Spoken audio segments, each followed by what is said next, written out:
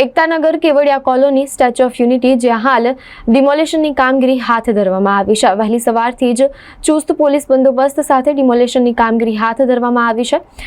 Statue of યુનિટીની સામે આવેલ લારી કલ્લાઓને પ્રશાસન દ્વારા હટાવવાની કામગીરી ચાલુ કરવામાં આવી છે।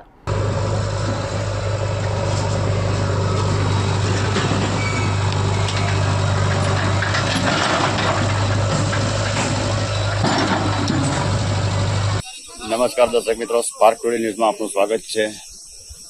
Ekta Nagar Kevadia colony statue of unity જ્યાં હાલ ડેમોલેશનની કામગીરી ચાલુ છે।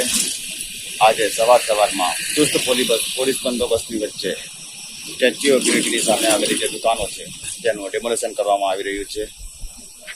પોલીસનો કાફલો કરી દેવામાં આવ્યો છે। એકતાનગર કેવડિયા ખાતે દરેક ચેકપોસ્ટ પર પરવાનગી અને આઈ કાર્ડ વગર કોઈને અંદર એન્ટ્રી કરવામાં આવતી નથી।